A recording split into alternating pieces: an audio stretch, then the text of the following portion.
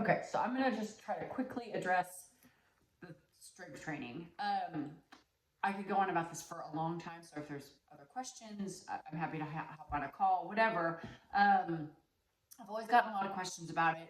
I think you guys know most of the time I don't put a lot of that in Training Peaks, or it's very general because strength training, um, it gets thrown around like strength training, but I feel like there's a lot of, it's not a very defined, like, what is strength training and how do we do it safely? And it's something that's very hard to throw in Training Peaks and think that it's going to get done safely. People do it wrong, there's injuries, people need very different things. It just, and especially because we go from doing endurance sports where it's a very specific type of, like, we're going in one direction almost all of the time. And unless you're somebody who's lifting consistently, what can easily happen is that you go from having your body doing this all of the time, and then all of a sudden we switch to the off season and we want to start lifting, and we are then going to go and move our joints in these directions that they haven't been moving, and we're going to apply force through those joints. And so it is a recipe for injury if you're not really careful with it. And it's, so I've just always been really hesitant to kind of overstep my boundaries with how I feel that I can guide that, more on like the team plans and the one-on-one stuff, but even with the one-on-one stuff, I'm just super careful with it. But there have been always been a lot of questions about it, and I feel like especially as they're coming out, if you are somebody who identifies as female, especially if you're in the peri or post-menopausal arena, there's just been a ton of stuff that's started coming out about that that age group in general, but around lifting, and specifically that heavy lifting is supposed to be really good for those of us in that category. So I wanted to hit on that. I want to be really clear about what we are doing with this conversation, and what we are not doing with this conversation. What we are doing with this conversation is trying to help you guys decide what is good for you and what you can do with strength training in your life for your goals where you are right now.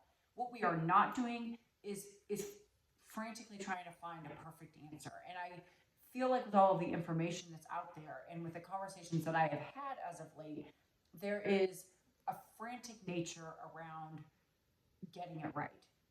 And that kind of inevitably ties from like heavy lifting into like creatine and protein and the weighted vest and all of the, supplements or no supplements and that kind of stuff. And it's it's it's it's crazy. And so we're just going to take a time out from that, and we're going to back up for a second, and we're going to remember that it is good for us, for really pretty much all athletes, no matter your age, how you identify, that sort of thing, to be doing strength training. It is important for different reasons. For injury prevention, because it helps. Yes, it helps our muscles, with strength, but it also creates durability through our joints because it's increasing the durability of the strength in our tendons and our ligaments, which are, how our muscles and bones all connect to each other. And the durability of those tendons and ligaments is just as important as the muscle strength, especially when you get later into an endurance event. And so the strength training, like, you're not going to do strength training wrong as long as you're not hurting yourself. And the heavy lifting, for like women of a certain age is showing to have benefits for, like metabolic reasons and hormonal reasons. And so there's a conversation to be had around heavy lifting for, a certain segment of the population. Yes, and that goes beyond just like our performance and the injury prevention and that kind of stuff. So there's two kind of separate conversations, and you need to be clear on what your goals are. So you're not, but the few things that we can probably say for most of us, if not all of us, is that strength training is good and is beneficial for us. We also don't need to do it perfectly. So, I'm going to talk about heavy lifting here, briefly, but you need to do something, most importantly, that you are going to show up for regularly, like 2 to 4 times a week for really the rest of your life. And so that can be overwhelming, and you don't need to start today with in the place that you really would like your strength training program to be in 2 years from now. You need to start today with what you can do very regularly, because any strength training is going to be good for you. So you're not searching for perfection here. You're searching for what is going to work for you, and you're going to get going. And I say that both from personal experience, having lifted myself since high school pretty much all the way through, and I'm 47 now, so I feel like I've done different kinds of strength training. I'm not saying I'm an expert, but I feel like I've seen benefits from a lot of different kinds of strength training. I've also watched what you guys have done and heard the conversations out there that are happening around strength training from a lot of you. And I think that, we need to be careful that perfection is the enemy of good, and you got to do it. You just got to show up and do it. So that's like, if you are just kind of new to strength training, or not even new, but you're kind of feel like you're flailing and you don't really know where to start, and it's feeling frustrating and blah, blah, blah, you're kind of having trouble getting to traction. Your first thing is you got to pick, something that you can do for 15 to 30 minutes, 2 to 4 times a week, and do it for the next 6 weeks. Show up and just do it. Like, that's your start. If you've been doing it for a long time, like decades, the thing that I've heard from most of you guys is that it's hard to find a strength program that really meets kind of all of your needs, or the needs are like parts of it will work, but not all of it work, or, there's different things that are sort of hiccups. And what I would say to that is that strength training is very much like any of the other things we're doing. And the better you get, the more tailored your program needs to be. So like, if you're just starting out in triathlon, swim, bike, or run, just showing up and doing it is going to give you some benefits. It's going to help you kind of get acquainted with the sport. You're going to start to learn where your strengths and weaknesses are, and that kind of stuff. And really, you don't need like super one-on-one coaching for that to happen, for you to get benefits there. But if you've been doing it for 10 or 20 years, and you're kind of reaching the you're really getting better and better and better, and you're kind of at your own personal pointy end of where you think you can go with your athletic development, that's when it becomes really important to be much more tailored and specific, because the better you get at something, the harder it is to continue to get better. And so strength training is no different. And so when you're struggling to find an app that meets all of your needs, it may be because you kind of progressed past that, and you may be able to use an app, but then you need to supplement with some of the other stuff that maybe you've done in the past that you need for yourself. Maybe you use 2 different programs. Like, it's not ideal unless you are going, if you have the ability to afford to go see somebody, like especially maybe a physical therapist that does strength training. I mean, that's like, wouldn't that be great if we could all do that to get a really tailored program? But there's where you are on the spectrum of lifting, the answer, is a little different for what you need. Maybe you need to use an app and kind of adjust it for your own needs. Maybe you're at the point where you just need to pick like a number of exercises and show up at the gym 2 to 4 times a week and get it done, and make that your starting point. Now, in terms of addressing specifically heavy lifting has come out. And so I just want to take a minute to trying to what is heavy lifting? Let's remember that by defining heavy lifting, we are leaving a whole lot of strength training off the table that would not be considered heavy lifting. And I think in our conversation around heavy lifting, we tend to somehow there's the impression that we are silencing, or that's not a great word, but we're invalidating all of the other kinds of lifting strength training that's out there. And that's not the case. Like, you can do a whole lot of different kind of strength training that isn't heavy lifting that is still super beneficial. And one of the most helpful things that I read in trying to figure out how to manage heavy lifting in my strength program is that the heavy lifting is not for all the muscles in our body. You are still probably going to need, unless you are somebody who does lifting for your life or whatever, that's your main sport and you've done it for decades, you're probably going to pick maybe 4 to 6 exercises, maybe a few more, maybe a few less, for the big muscles in your body that you're going to target the heavy lifting with. I'll get to what that is in a minute. But you're going to need to supplement in other strength work that isn't necessarily considered heavy lifting for other parts of your body. So the heavy lifting might only be a part of your program. And the way that, I tend to go with using Feisty. They have podcasts, they have newsletters. I'm guessing most of you have heard of them. I will put they have a beginner's guide to heavy lifting that's, I think, fantastic. I will put in Discord with this video.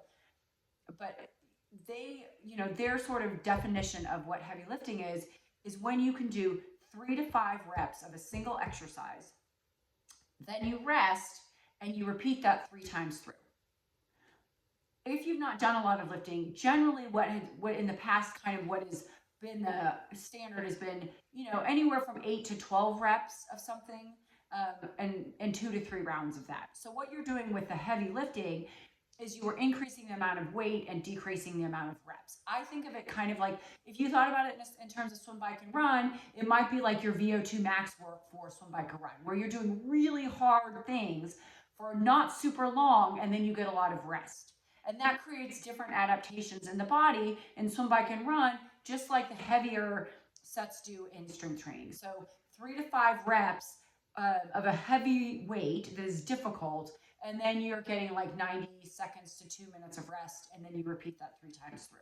Now, again, that is for like some major movers in your body. So like your glutes, or maybe it might be your quads or your hamstrings or your biceps or your pecs, some bigger muscles in your body.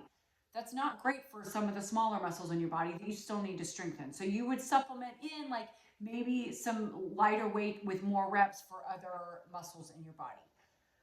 The thing that I want to say about the heavy lifting is that that's not something you just go do. So the way that you decide, like the way they common sort of knowledge, I guess, about like how you would decide what is heavy lifting is that you take a percentage of your one weight max. So like if I can bench press, like what can I do for 1 rep, right? What's my max for that 1 rep? Well, I'm just going to stop us right there, because going into the gym and doing a 1 rep like max of anything is no. That's a hard no. You have to be in the gym lifting, and you need an on-ramp of, I think, at least 6 weeks before you would do a 1 rep max to figure out what your max rep is. And that's really if you've been lifting. Like what I would much more recommend is your on-ramp of like 6 weeks where you're just adjusting your body to that, to 4 to 6 exercises. The heavy lifting guide that I will put the link to has some great suggestions for the heavy movers. And you're going to go in and you're going to start like acclimating your body to the motions of those exercises, and then you're going to add a little bit of weight to those exercises, nothing heavy. As you feel like you've adjusted over the course of maybe 2 or 3 weeks, you're going to start to increase that weight. And then at the end of 6 weeks, your goal might be like you've increased the weight of that particular exercise so that you could do like 3 to 5 reps of it, and it's hard. And you're going by how you feel. You will know when a rep is hard. And you're paying attention to how you feel, and that's what you're using to determine your weight. That 1 rep max, unless you really know what you're doing or you're working with somebody, I think is pretty dicey, and I don't think it's necessary. You want to be doing something that's hard and effective, and you are going to build an on-ramp to that over about 6 weeks. And you need repetition, you need consistency in order to get adaptation from strength training. So you're going to pick those, and you're going to do those at regular intervals. Like depending on how heavy you're lifting, you might do that once a week, or you might do it twice a week. You can do upper body one day, lower body the next day, but you need to consistently do that for, you're building up to your heavy lifting over the 6 weeks. I would recommend using the heavy lifting guide that is done by Feisty. It's not complicated. This stuff does not need to be complicated. You're going to start with that. At the end of 6 weeks, you can evaluate if you're bored with what you're doing, if you don't feel like you're seeing results with what you're doing, or maybe you want to keep those basic exercises that you started over 6 weeks, and then you're going to start to add in some other things that are that challenge the body in different ways. You're going to keep those 6 heavy strength exercises, but you're going to add in some creative core work, or you're going to add in some things for the smaller muscles in your body. Like maybe you're going to do some work for swimming, and you'll do some like dry land swimming workouts with band work for your lats, or so you're supplementing, and not everything is heavy lifting. But again, the most important thing is that you have to show up. And so I would start with that 6 weeks, 2 to 4. I would use the Feisty heavy lifting. I don't know if that's what you guys are looking for, but that's kind of a starting point, and this went on for some time. So I'm going to stop talking, and if you have questions, let me know.